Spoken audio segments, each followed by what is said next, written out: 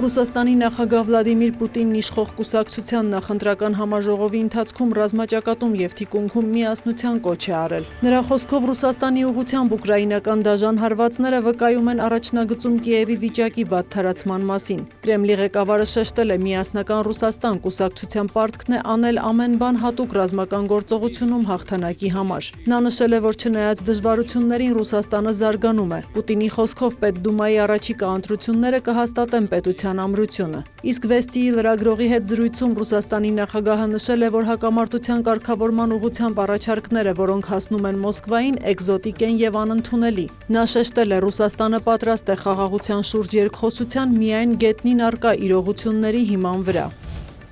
Ռուսաստանը և Ուկրաինան շարունակում են ինտենսիվ ռազմական գործողությունները։ Կրիվոյ Ռոգի առևտրային կենտրոնին օգոստոսի 21-ի հարվածից 16 մարդ է զոհվել, 130 մարդ վիրավորվել է, 3 մարդ անհետ կորած է։ Դեպքի վայրում որոնողափրկարարական աշխատանքները շարունակվում են։ Գիշերը հրթիռների և անօդաչուների հարվածների է ենթարկվել նաև Օդեսայի մարզը, վնասվել է երկաթգիծը։ Զապորոժիեում կա 4, Կիևում 2 զոհ։ Ռուսական ուժերը հայտնել են, որ Կիևում թիրախավորել են Բրովարի լոգիստիկ կենտրոնը։ Ուկրաինական հարվածներից էլ Կրասնոդարի երկրամասի Յեյսկ քաղաքում 3 մարդ է զոհվել, այդ թվում 2 երեխա։ Վնասվել են բնակելի տներ և նավահանգստի տարածքում գտնվող մի ձեռնարկություն։ Եվս 2 մարդ զոհվել է Սևաստոպոլում։ Առաջին անգամ թիրախավորվել է Օզոն ընկերության ենթակառուցվածքը, որտեղ հրդեհ է բռնկվել։ Սամարայի մարզում Օզոնի պահեստից ավելի քան 500 մարդ է տարհանվել կամ տուժածներ։ Ընկերությունը հայտնել է, որ պատվերների զգալի մասը կչեղարկվի։ Մինչ այս թիրախավորվում էր միայն Wildberries-ը։ Սամարային հարվածների մասին հայտնել է նաև նախագահ Վոլոդիմիր Զելենսկին։ Նրա խոսքով ուկրաինական ուժերը հարվածել են Նովոկույբիշևի նավթավերամշակման գործարանին, ռազմաճակատից 1000 կիլոմետր հեռավորության վրա։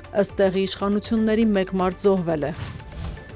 Ուկրաինայի նախագահ Վոլոդիմիր Զելենսկին հեռախոսազրույց է ունեցել Ֆրանսիայի իր պաշտոնակից Էմանուել Մակրոնի հետ։ Մոտ 2 ժամ տևած զրույցի ընթացքում կողմերը քննարկել են հակաօդային պաշտպանությունը, ֆրանսիական նորագույն սարքավորումների և հրթիռների մատակարարումը։ Մակրոնը դատապարտել է Կրիվոյ Ռոգի առևտրային կենտրոնի վրա ռուսական հարձակումը, շեշտել երկինքը պաշտպանելու համար Ուկրաինային անհրաժեշտ միջոցներով ապահովելու և Ռուսաստանի վրա ճնշումը մեծացնելու կարևորությունը։ Զելենսկին նաև Կիևում ընդունել է Գերմանիայի արտգործնախարար Յոհան Վադեֆուլին։ Քննարկվել են հակաօդային պաշտպանությունը և ձմռանը նախապատրաստվելու աշխատանքները։ Վադեֆուլը ցավակցություն է հայտնել Զելենսկու հայրենի Կրիվոյ Ռոգում զոհերի կապակցությամբ։ Մինչ այդ Գերմանիայի արտգործնախարարը հանդիպել էր իր ուկրաինացի պաշտոնակից Անդրեյ Սիբիհայի հետ։ Կողմերը համաձայնել են շարունակել պաշտպանության ոլորտում համագործակցության ընդլայնումը։ Սիբիհան շեշտել է, Գերմանիան առաջին երկիրն է, որի հետ Ուկրաինան սկսել է անօդաչու թռչող սարքերի համատեղ արտադրություն։ Երկու արտգործնախարարները քննարկել են նաև Եվրոպայի դերը խաղաղությանն ուղղված բանակցություններում։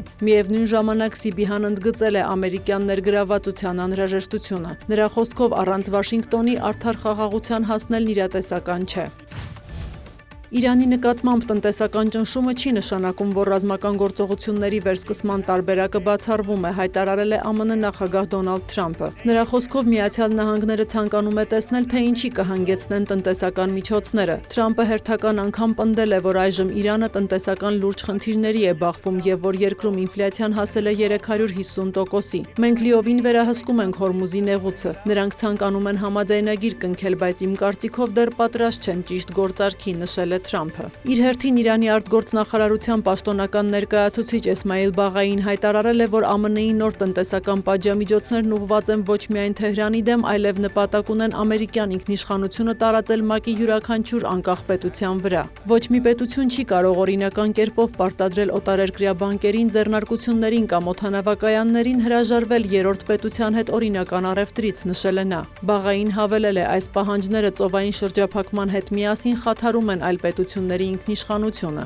Իրանի խորհրդարանի նախագահ Մոհամմադ Բաղեր Ղալիբաֆն էլ հայտարարել է, որ Թեհրանը բազմաթիվ հաղորդագրություններ է ստացել հարևան երկրներից տարածաշրջանում անվտանգության նոր կարգավորումների և տնտեսական համագործակցության ձևավորման վերաբերյալ։ Ղալիբաֆի խոսքով Միացյալ Նահանգները հանուն Իսրայելի անտեսել է իր դաշնակիցների շահերը և այնպիսի վտանգի տակ է դրել նրանց անվտանգությունը, որ նրանք կարճ ժամանակում հասկացել են, որ իրենց գոյությունը սպառնալիքի տակ է։ Պաշտոնյան հավելել է, հենց տարածաշրջանի երկրների կողմից ձևավորված անկախ կարգն իսկապես կապահովի խաղաղություն և անվտանգություն։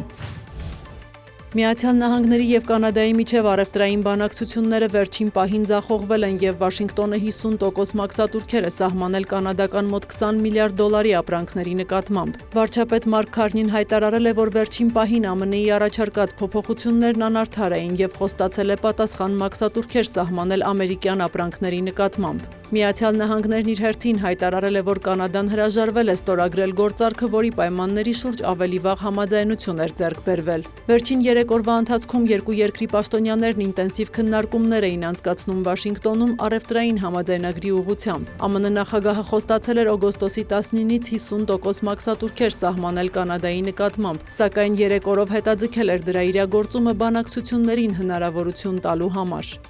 Սյուզաննա Չրաղյան, լուրեր։